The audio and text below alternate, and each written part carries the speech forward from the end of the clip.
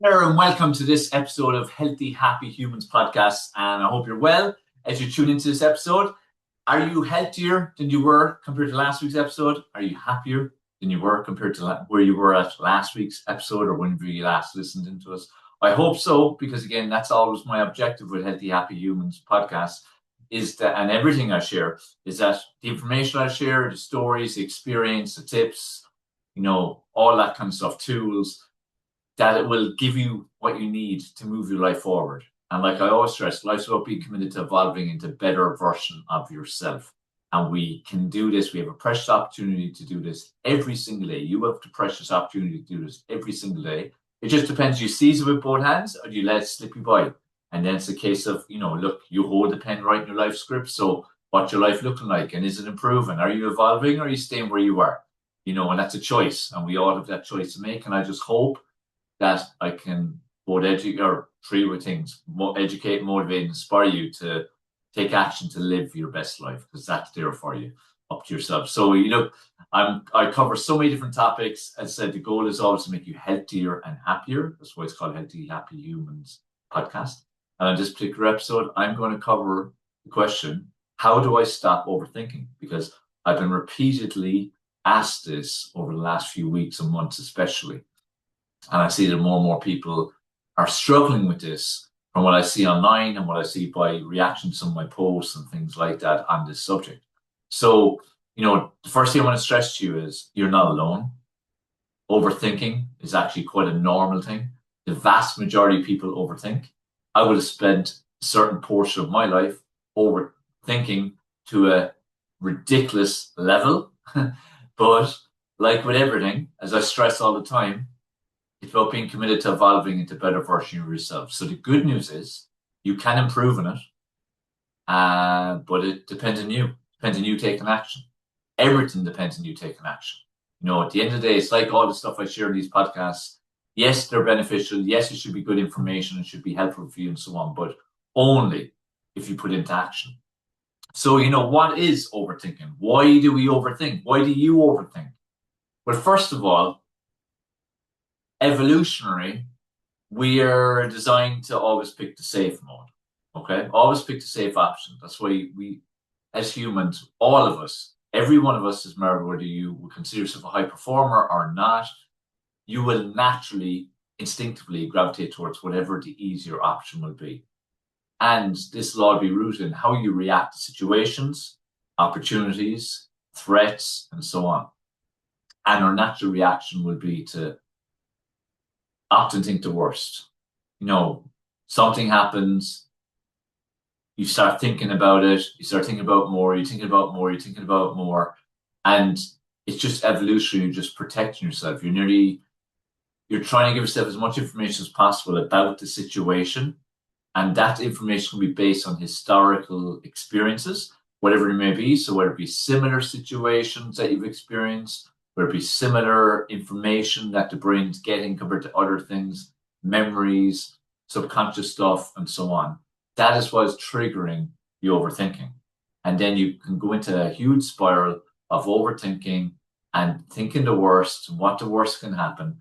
Now, this can happen in all kinds of situations. This could be you get an opportunity, wonderful opportunity, job opportunity, life opportunity, whatever. And where there's initial excitement, then you start to overthink of it. And usually that ends seeing people stop. Other flip side is something happens on a personal, professional level that's not exactly great, not something that you would like to happen.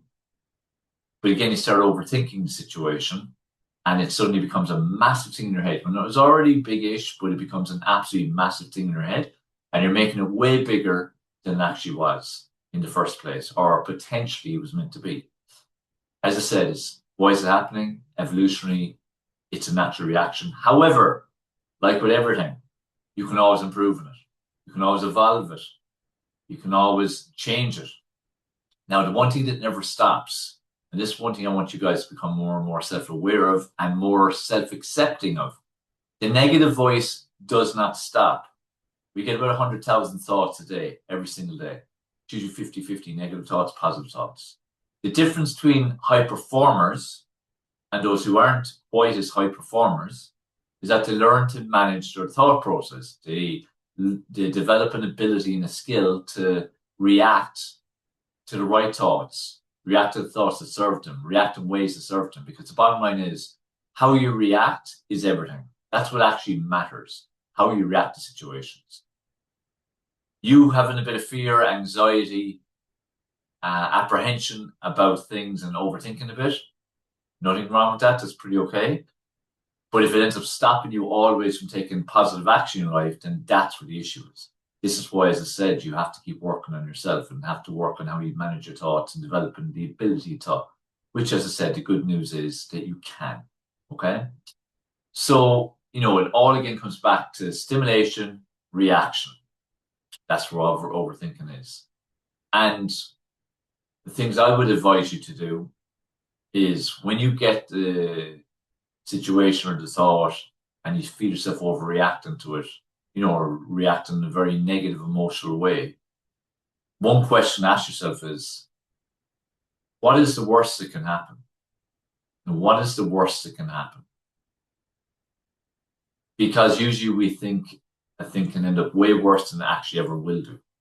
But actually reflect on what's the worst that can possibly happen.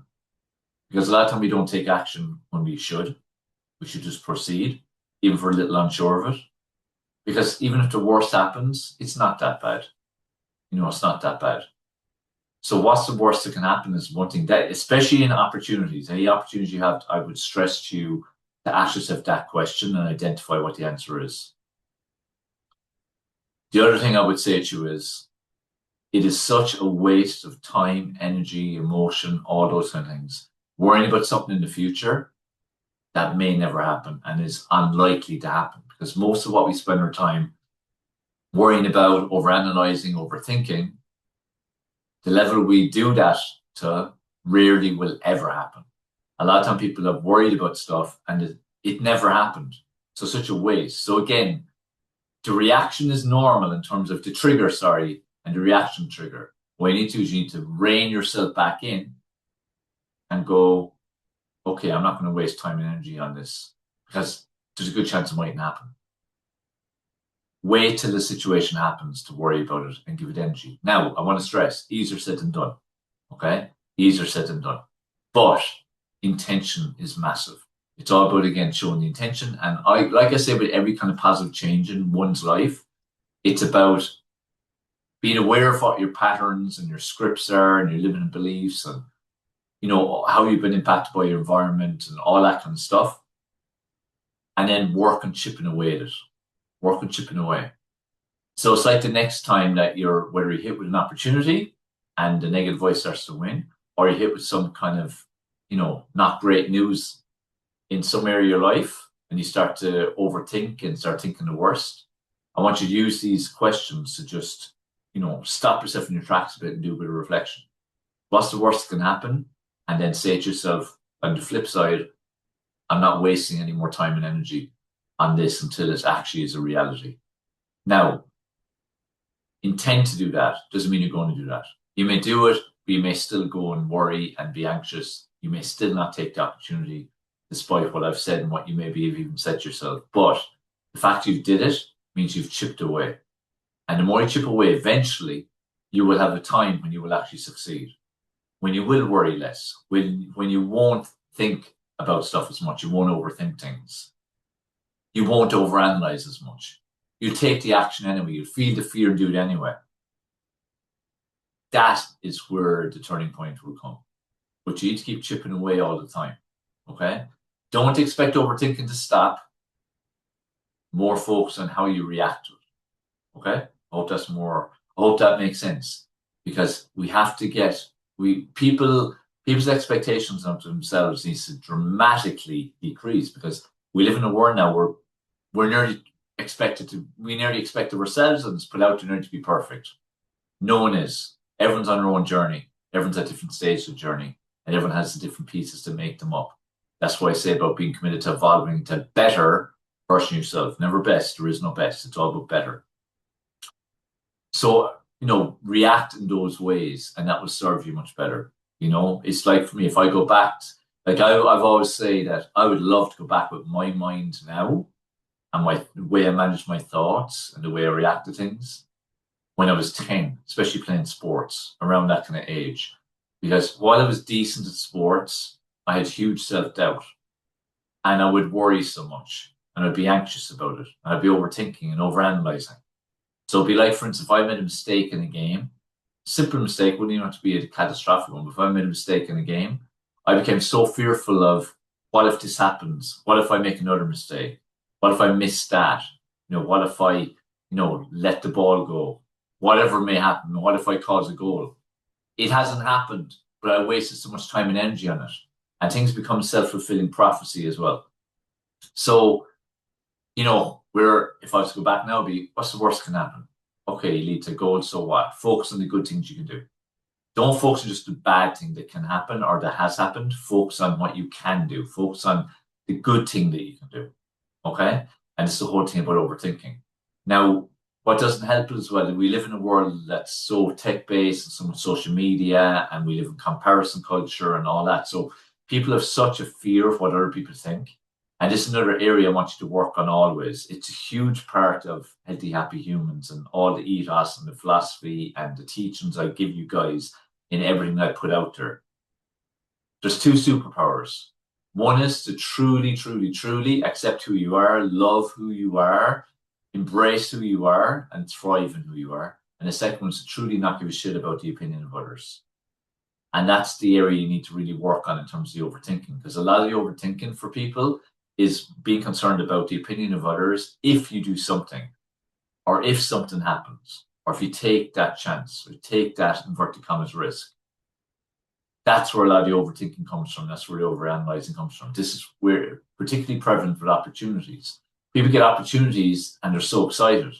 But then once the dust settles a little bit soon after they have been given the opportunity, then start to worry about what might go wrong, why it might be the wrong opportunity. Start listening to other people, asking other people who are not qualified to answer them because they haven't walked that path, they don't know anything about it, but they're just relaying their fear of taking chances or risks as they perceive them on you, and then telling you shouldn't do stuff when this is your life and you are the one who needs to do it. So it's very important you work on your ability to not care what other people think. That's a huge part of overthinking. That's a huge reason for overthinking. So work on your ability for that. That will help you and serve you in so many ways. Trying to think what other kind of things I can say to you about it. Like I said, from personal experience, I would have had times like that, especially growing up. Like I started my own journey in terms of evolving to a better version of myself 30 years ago, 31 now actually, I'm in my 31st year.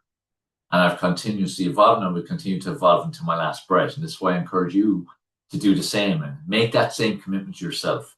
And we can always keep evolving. And especially when it comes to our own psychology or mindset or thought process, like a lot of the work I do with clients is around psychology, no matter what they come to me for. Doesn't matter if they want to lose weight, doesn't matter if they want to start a business, doesn't matter if they want to take their business from 7 figures to 8 figures, whatever the thing the person is looking to do, psychology, their mindset, how they manage their thoughts, how they react to their thoughts is the biggest part of it. Because our mind is the control tower. Your mind is the control tower. So if you predominantly overthink everything, that's going to be illustrated in how your life looks and how you live your life. So the better you become at limiting the level to which you overthink, the better your life will look and the better your life experience will be. And notice I said limiting the amount you overthink. It's because, like I said earlier, you are going to continue to overthink to some degree. It's just to what degree, okay? But social media doesn't help because it's such a comparison culture there, such a comparison culture. And we've become so afraid of what we might put out there, how we may look, how we may sound, when just be authentic, just be you. Remember, this is why it goes back again to get to stage and work on yourself until you fully love and embrace who you are. There is nothing more important. I can't stress to you enough. There is nothing more important. Embrace who you are, love who you are. It takes time, especially depending on if you potentially have some traumas from the past, depending on your life experience, the environment you've grown up on, communication styles of your parents and everyone else you've come across, how open you are in terms of your communication and your emotions. Like there's a lot to it. But the main thing again is that you're working on yourself and you're committed to work on yourself. And all these things will improve. So the more you work on you and your self-love, the better. The more you work on you and your caring for the opinions of others, the better. The main thing again is evolve. And like I said, high achievers are people who just learn to manage their thoughts. It isn't that they don't overthink. All high achievers overthink. All high achievers overanalyze. All high achievers worry, feel anxiety, feel concerned or apprehensive about everything. The difference, it doesn't last very long because they manage their thoughts. It's like with emotions. One can't stop reacting in the immediate to something happening if they're triggered, but you can control then your reaction to that. How long of a period of time you'll be triggered for. That's what you control. So again, always focus what you can control. Stop putting time and energy into what you can't control. And again, another big part of overthinking, people are overthinking stuff and overanalyzing stuff that they have no control over. Stop wasting time and energy on it. At least you're going to overthink stuff that you have control over, because then at least you can do something about it. Okay? So it's a really important topic. So again, how do I stop overthinking? Ask the questions like I said. What's the worst that can happen? Reflect on the folly of wasting time and energy and emotions on worrying about stuff that may not happen. Again, it's situation dependent, context dependent, but it's absolutely idiotic when you think about it.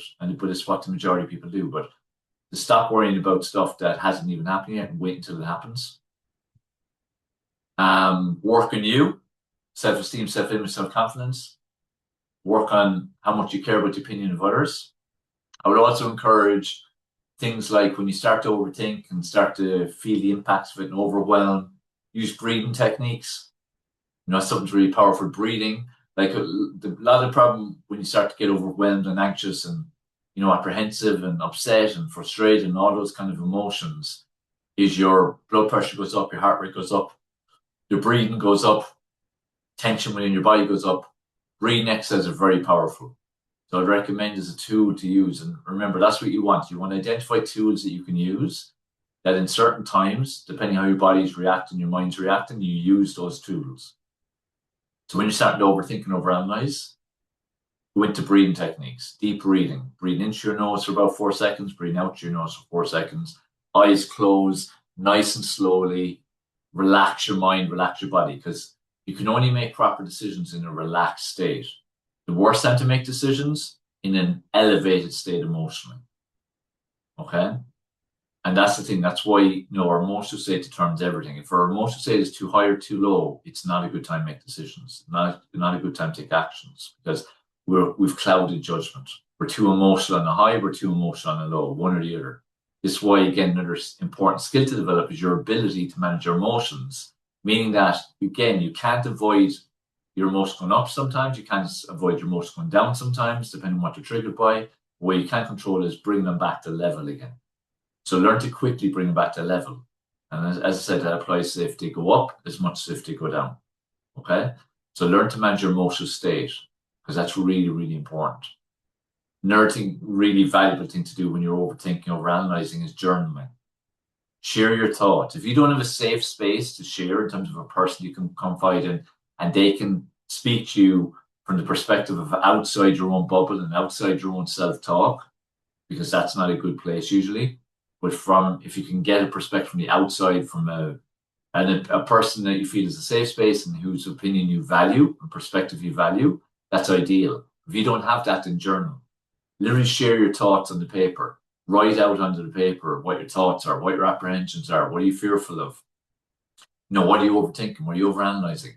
Write it all out. It'll give you a completely different perspective. You start to see as you're writing it out just how silly most of it is, and you'll probably stop. It'll at least calm you down. So that's another great tool to do. I always stress people too as well, if you ever get, again, overwhelmed or negative emotions taking over and overthinking and all that, just stop what you're doing and get out, and especially go out in nature. Nature is a powerful tool for grounding you, making you feel better, giving your brain space to breathe. Really, really powerful from that perspective. Another one then would be gratitude. Be grateful for where you're at and identify a few other things to be grateful for. So use these kind of things to calm your mind, because as I said, overthinking creates usually negative emotions, negative energy.